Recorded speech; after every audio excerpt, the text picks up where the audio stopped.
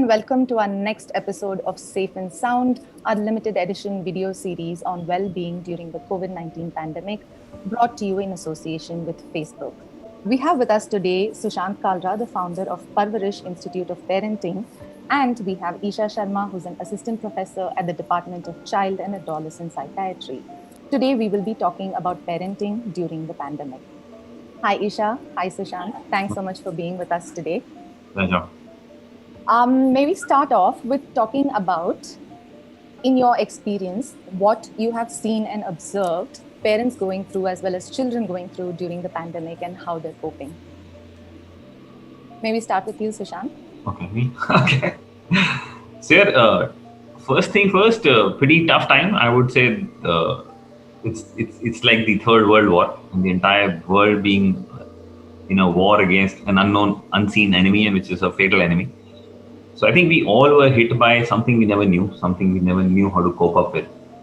And all the parents and teachers and children just had to get down and get locked down in the four walls of their houses. So I think the biggest thing which came in was that we didn't know what hit us. We didn't know how to protect ourselves. So there's that whole fear of survival.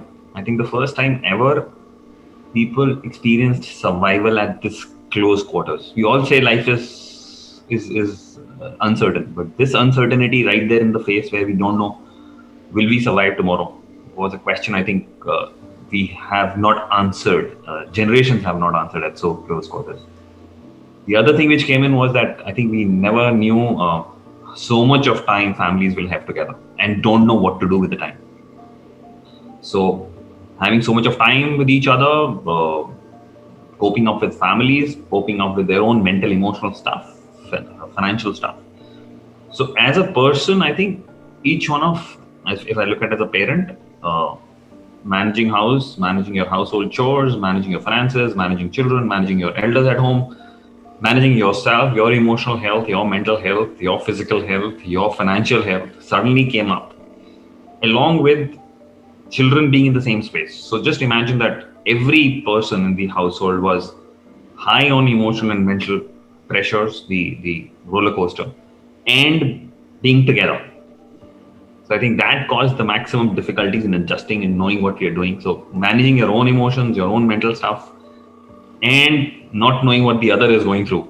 I think that was the toughest period of our life, whether it's a 2-year-old child or a 60-year-old grandparent.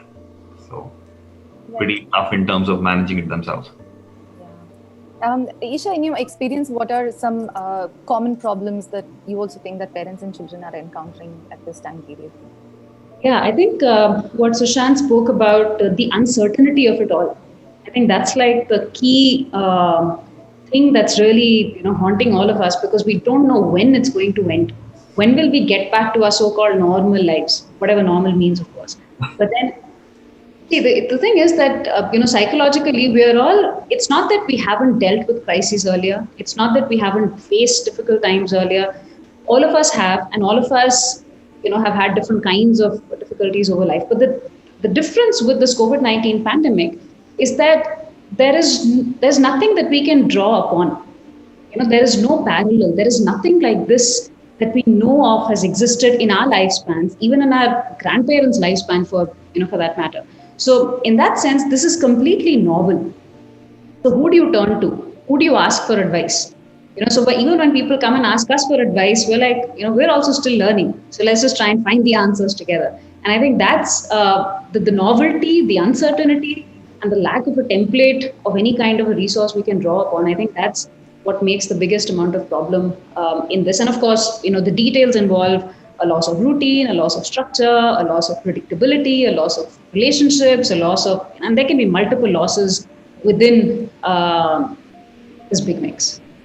Right. And then when we talk about this loss of routine, the first thing when we picture kids, the first thing that comes to mind is kids being jumpy and excited and aggressive and restless. So how are parents coping with this loss of routine, loss of sleep, loss of this daily regimen that they had when kids were going to school?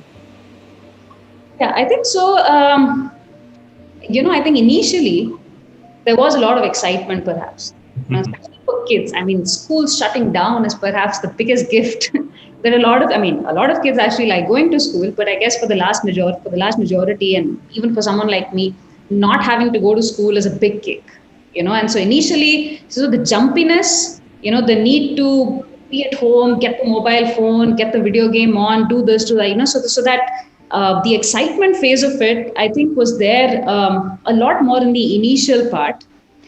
After which, your brain kind of get tired of the excitement as well. So after a period of time, it's more like, okay, now that we have all this time, what do we do? So after the first initial weeks, even for equally for kids as for parents, it has actually been a challenge to try and to try and schedule their activities meaningfully, to try and see what they're going to do with each and every single day. So there are phases, and I guess they are going to keep going back and forth. So there was a big lull, and then the online classes started. Then initial there was again a lot of apprehension about it, and then some kids adjusted to it, some don't. So what we're really seeing is transitions through multiple novel situations in sequence, and that again is something that we're not used to. Right. We don't know how to do in-person school, then online school, then no online school. So there's just so much confusion about the whole thing, which is so troubling. And it also adds a lot of anxiety, I suppose, both for kids as well as for parents. Certainly. Yeah. Sushant, what do you think is the effect of these multiple modes of learning in kids when kids switch between online learning and then eventually have to go back to in-person learning? Will there be an effect in how kids process information and how they retain information when their environment of education constantly keeps changing like this? Actually, more than kids, if you really ask me, the adults, the environment needs to really get, if I say the word, okay with the situation. This situation is a very typical situation. And what we have faced in the last 9 months, which has caused a problem in a mind, I would say an adult's mind first and then translating into a child's mind, is that we are somewhere trying to fit the past into the present. So just to give you an example, so as you said, routines. Now, there was an X routine which was there pre-March. We're trying to fit that pre-March routine into the current situation. Right. When teachers suddenly took on to online classes, they said they wanted to replicate their offline classes into online classes. Will not work. Right. This situation is different. As Isha has been saying, that it's a novel thing. We have nothing to go back to. And that's the beauty of it. If we look at that situation as the situation today, and then see, okay, it's fine. So expecting a child to have the same routine which you used to have in school, to have it now, it's I would say an invalid expectation. Kids are not available. The fun element happens late in the night, which used to happen in the afternoon or in the school. So expecting them to have the same routine is not possible. So switching, say, from online, first offline into an online mode, which we are right now adjusting to. And right now, if you really ask me, every kid has gone into an online fatigue. Yeah. Sab bolna bahut ho gaya yaar. Not just kids as well, I would say. Exactly. Yeah. And then we're looking at maybe April or maybe next June, where we can look at going back into online. And we don't know right now, because the whole education system is looking at, will it be a hybrid? People have actually started questioning, does school need 8 hours of offline teaching, like face-to-face teaching? Can it be broadened? So this will evolve. So the whole idea behind would be that as adults, even as parents and as teachers, even the academic authorities, can we look at that things are going to be very different? They may not go to 2019 kind of stuff, but can we be okay with whatever is happening today and see what's the best? And children will react, because they would really, if you ask me, they're far more adaptable than our adult minds, which are like become stereotyped, and this is the way it should be. So what people have faced over a period of time, that this shouldn't be, this is not it. And see that, okay, fine, this is what the situation is, what can I do best here? So I'm not sure whether the children will have problems, but I'm sure if adults can give away one way of being and say, okay, fine, this is the new, I won't even call it normal, because I don't even know what the normal will be. It's still evolving. Right. So whatever it will be, if we can be okay with it, I think the children would be able to adjust far better versus we forcing them into a particular jacket. Yes. And when we talk about online learning and kids being at home, one of the concerns that you constantly hear about being talked about online, especially in pop culture, is screen time. So, what is a practical way to manage screen time, especially considering the fact that now there's the added burden, the added amount of education as well that is involved, which is consumed on screen. How do we manage it, and how can we restrict kids from spending too much time on screen? Or is that even a practical concern at all? Adults at this point, I don't think anybody cares, but practically on screens all the time. Is that something that we should just let kids also just be? Yeah, 2-3 things I would say. First thing first, we think that screens are okay, which it is not. COVID will go, but the damage the screens will leave in a human's mind is far damaging. Like researchers have shown that the brain scans of a person addicted to cocaine, to drugs, is similar to the brain scans of people addicted to screens. It is damaging your brain at that level. So expecting here, let it be. Even it's bad for you and me, it's bad for adults, it's worse for children, but it's as damaging for us also.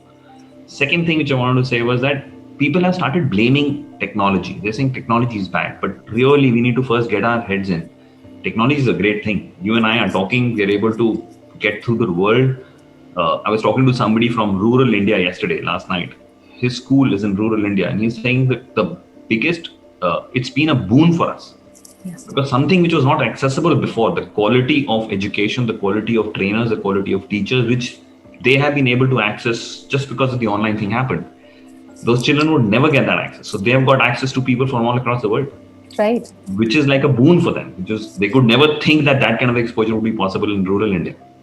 So technology is great. The crux is, are we using technology or is technology using us? If technology is using us, that's where it starts to become a bane. Like if you get up in the morning and before you say good morning to your spouse sleeping right next to you, you look at your phone and see what messages have come, that's when you can say that the technology is using you, you're not using it. But it also becomes really frustrating for parents, right? I would assume, I'm not a parent, but I would assume that for parents as well, having to deal with, especially if there are multiple kids at home, when parents want downtime, it would just be the easier thing to do to just hand them a screen and let them be busy.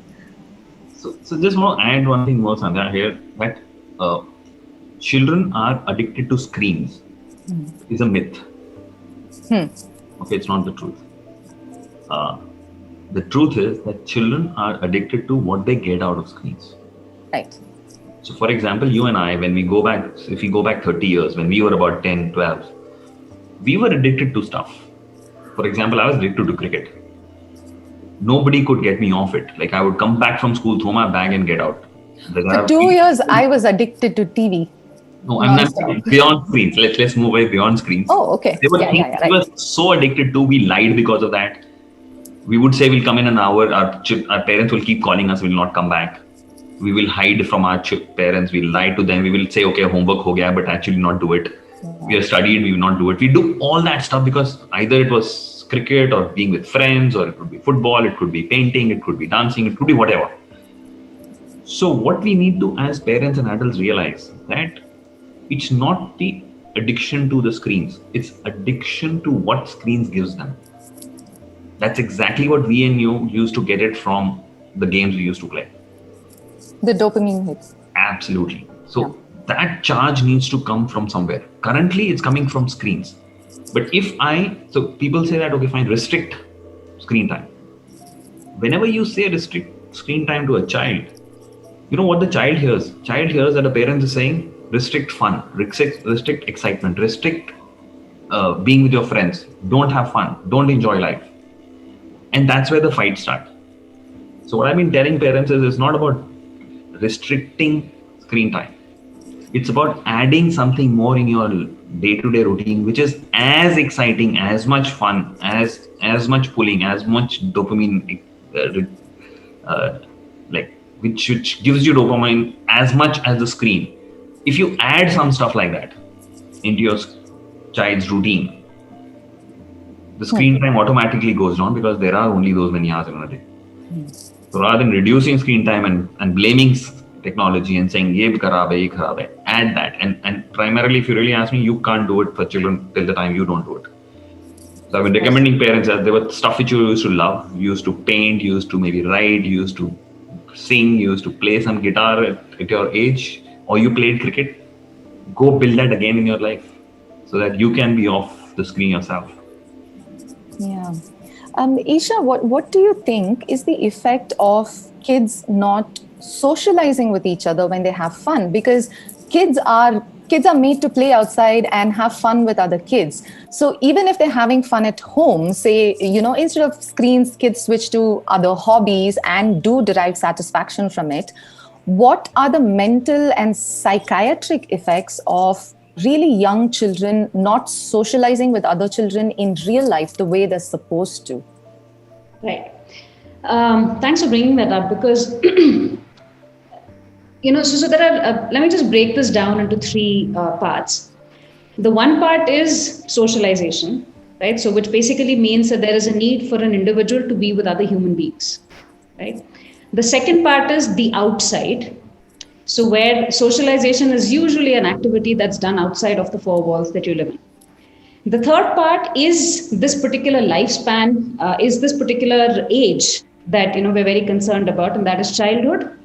Let me say more adolescence, right? Because adolescence is really where you're kind of getting your social footing in place. That's where you're forming relationships, bonds. You're really learning that the world exists independent of your family, and that there is this relationship that your family has with the world, and so on. Now, so and can each of these three things?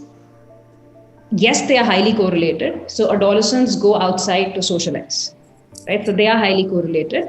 But then can we still look at achieving each of these things, even though there are some restrictions? So I know Sushant has been talking about how if somebody gets addicted to screens, if somebody has a lot of screen time, if we're talking about behavioral addictions, then all addictions basically do the same thing to your brain. So whether it is cocaine or it is gambling or it is pornography or whatever it is, if there is an addiction, your brain is going to be wired in a pretty similar manner, right? Because the basic biology is essentially the same across addictions. But if we keep that away for a minute and we look at technology or the screen as a medium which helps us achieve something else, and if that is actually the way in which it is presented to children, so you're using the screen or you're on the laptop or you're on a video call or you're doing something, but the end result of that is not to be in front of the screen. The end result of that is that you get to talk to your friends, is that you get to find out what they've been doing, is that you actually get to do group activities, is that you actually get to play a game online, a social game, not whatever. Right? So, and if that is how we can position technology and then assist kids with using it in a manner that is actually aiding development and not just impacting dopamine the wrong way, then we can actually maintain socialization related development, etc., even in this rather surreal time. The other part is, of course, the outside. Now, something that keeps striking me again and again, because I go out a lot, so despite the pandemic, I go out. Now, nobody has said the pandemic means please lock yourself inside a four-walled room and don't step out. Nobody has said that. WHO, UNICEF, you look at any world advisory body, they don't say don't go to the outside. But say that, if you're going out, this is what you need to do. And so, a lot of dealing with this pandemic is also about having the right source of information and about knowing how to implement it in a manner that is not going to be detrimental to you or your family. So, and I think that is a very, very important thing for parents also to understand when they are restricting their children. So it's not don't go out. It is, okay, if you go out, do this, and if you're going to be on the screen, do this. So we tend to, just use words like don't, didn't I tell you, don't you know this is bad? And I think 99% of our statements begin like that. But if we were to actually have conversations about the pros and cons of each of these things and then see how we can implement it in a manner that is useful, perhaps it doesn't look like as big a crisis or as big a restriction as it does otherwise. Are you expecting to see a lot of clinical studies in the future about the effects of lack of just physical touch among your peers? Because that definitely does play a role in how secure we feel in society and how basically our own self-confidence, just physical touch. Yeah. So then again, I mean, yes, I do expect to see that. And especially when it comes to very young children, infants, toddlers, because it's important for infants and toddlers also to be exposed to nature and, have other people also hold them, not just their parents. So, and toddlers actually, their neurons, get into these integrative circuits, the more they are stimulated in all their modalities, and touch again being a very important sensory modality. So yes, I don't know what impact it's going to have or how long in the future that impact's going to be there, but it would be interesting to see what studies show us in the future. Yeah. Sushant, another question I had is, what do you think is the effect on both parents and kids of just the lack of physical movement at home? Because a lot of kids are cooped up at home at this point. So even though they might have mental outlets, what is the outlet for physical energy, and how should parents be coping with a lot of excess pent-up energy? Actually, as I said before, the first thing everybody needs to understand that this is a very different and a very difficult and a new situation. And it's okay. First, we'll have to get the mind off that this is not it. This is definitely something is wrong. Something is wrong. Oh, this is what it is. Life is happening right now. It's not happening in the future. It's not happening in the past. So getting yourself saying, okay, this is what the situation is. And it's fine. We have a boundary, and this is how we get. As Isha was saying, can you go out? The answer is yes. You got to maintain precautions, and if you take those precautions, it's perfectly fine. So in that situation, can you do a lot of physical activities? The answer is yes. Yoga is available.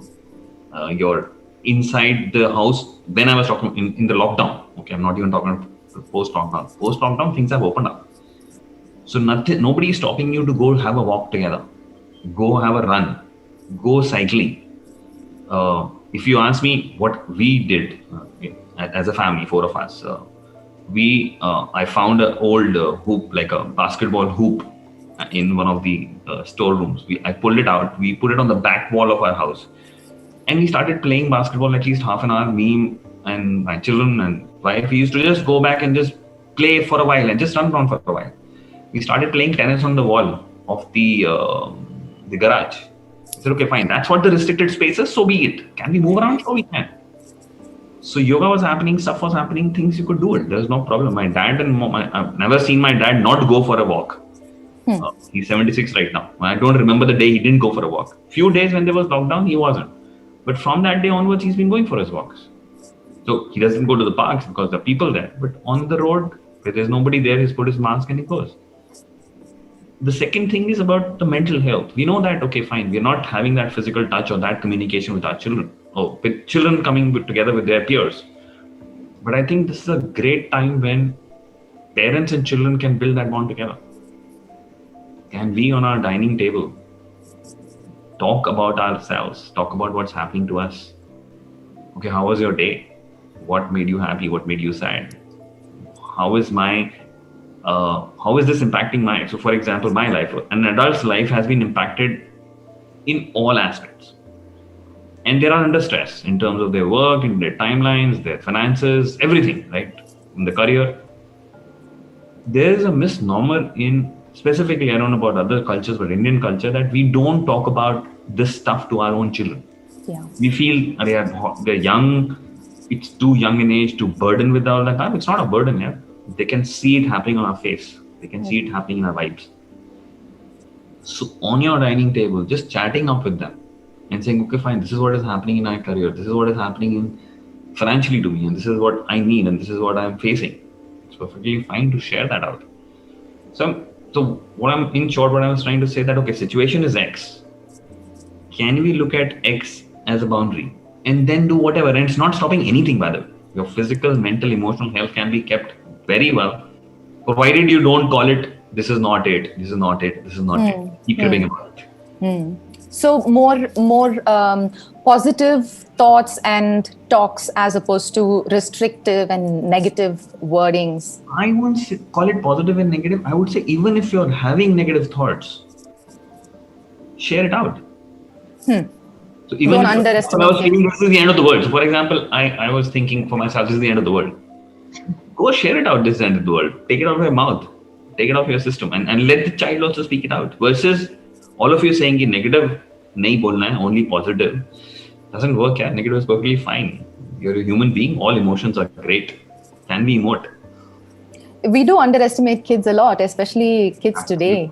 Absolutely. Did you have They have anything far more resilience. They have far more ideas than we think they have. The only thing is we need to believe that they can.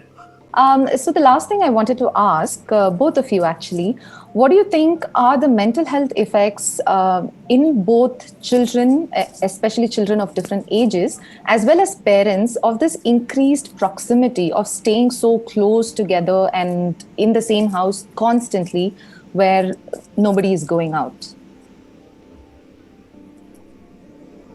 on a daily basis? May I start with you, Isha? Okay, sure. Okay.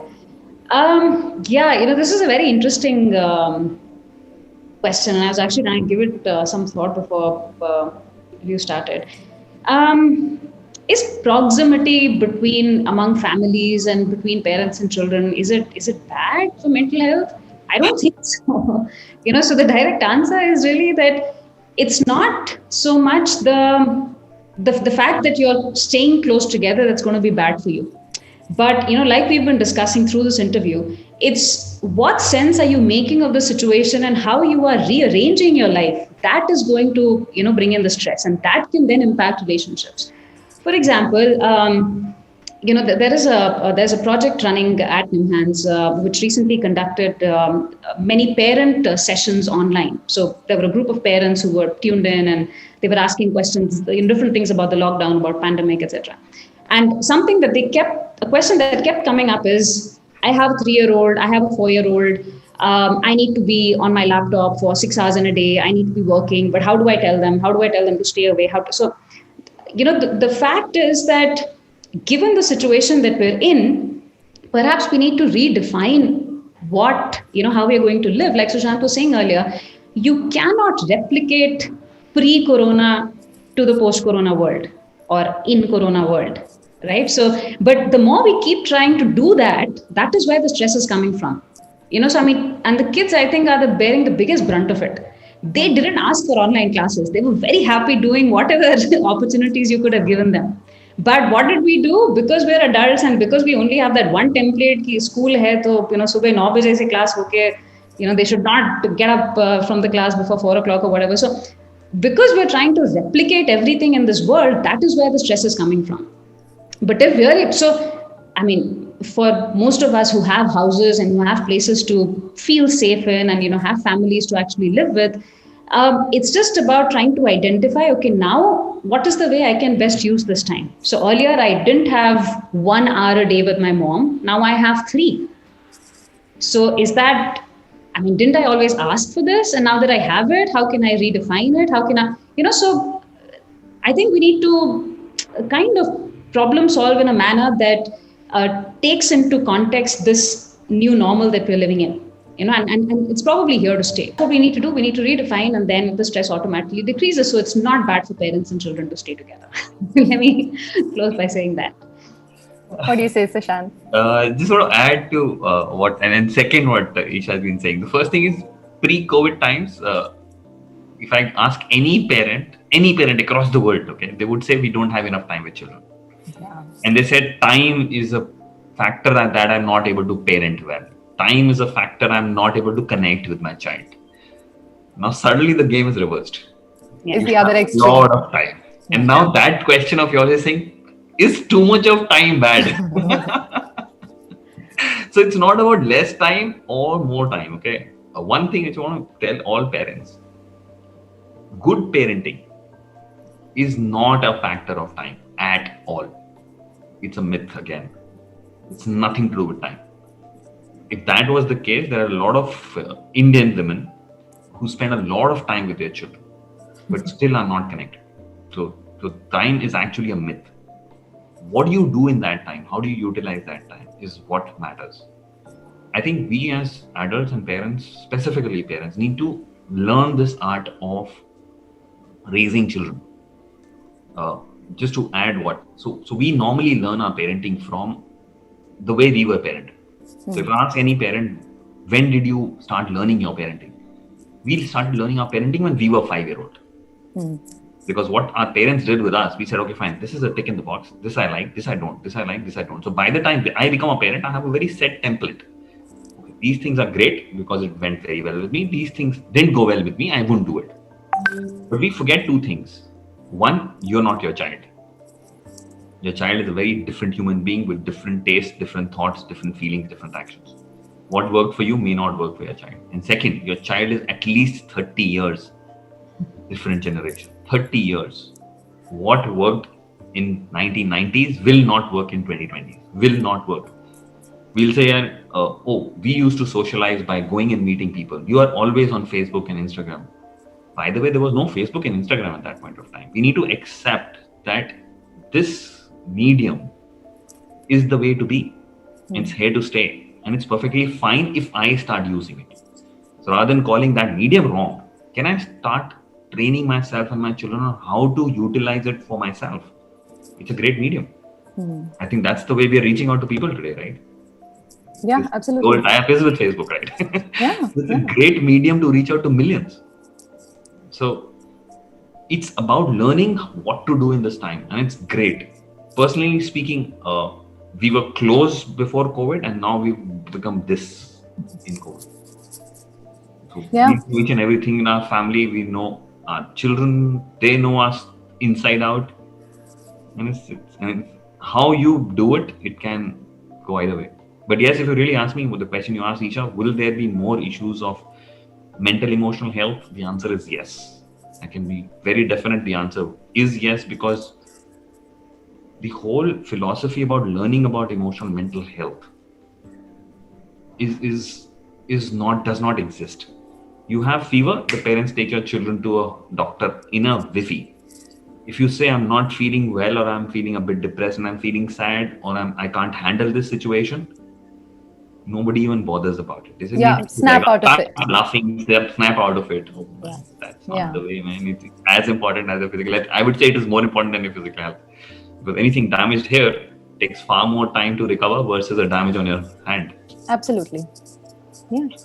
So, this was very insightful for me. So my main takeaways from our discussion today were that first, not try to replicate our pre-COVID real world scenarios. Appreciate the time that parents and kids have together, and figure out how to obtain a balance in the way we're living today. Basically accept that we're going to be home and then figure out how to deal with it. And don't stop going out. Wonderful. This was, as a non-parent, this was very insightful for me. And I really hope that parents also who watch our show have a lot of valuable takeaways from this. Thank you so much for your time, as well as for your very valuable comments, both Sushant and Isha. Thank you. Thanks.